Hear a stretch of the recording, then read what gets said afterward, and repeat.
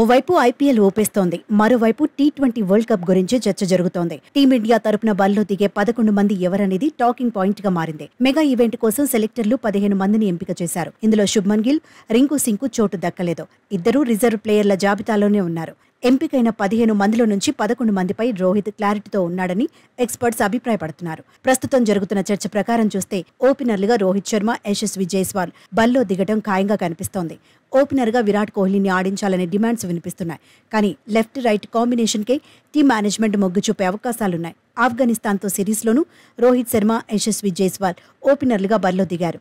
ఓపెనర్గా అవకాశం లేనప్పుడు విరాట్ కోహ్లీ వన్డౌన్లోనే బ్యాటింగ్ చేస్తాడు. అంతర్జాతీయ క్రికెట్లో నెంబర్ 3 ప్లేయర్గానే కింగ్కు ఎక్కువ అనుభవం ఉంది.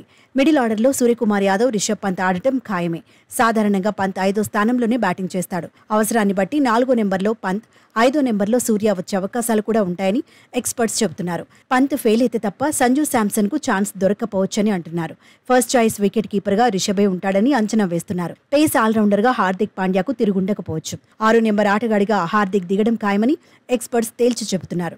ఒకవేళ విఫలమైతే శివం దుబే వైపు టీం మేనేజ్మెంట్ మొగ్గు చూపే అవకాశం ఉందంటున్నారు. మరోవైపు వైస్ కెప్టెన్ బాధ్యత కూడా ఉన్నందున పాండ్యాను టచ్ చేయకపోవచ్చని కామెంట్స్ వినిపిస్తున్నాయి. ప్రస్తుతం ఫామ్ లో లేకపోయినా టీమిండియాలో ఫస్ట్ చాయిస్ ఆల్రౌండర్ గా బరిలో దిగుతాడని మాజీలు చెబుతున్నారు.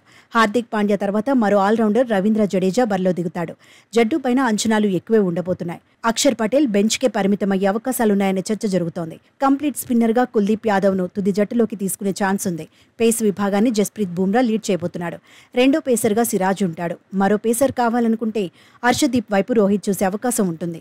స్పిన్నరే కావాలనుకుంటే చాహల్ లేదంటే అక్షర్ పటేల్ తుది జట్టులో చోటు దక్కించుకోవచ్చు. మొత్తంగా టీమిండియా తుది జట్టు ఎలా ఉంటుందనేది ఆసక్తికరంగా మారింది.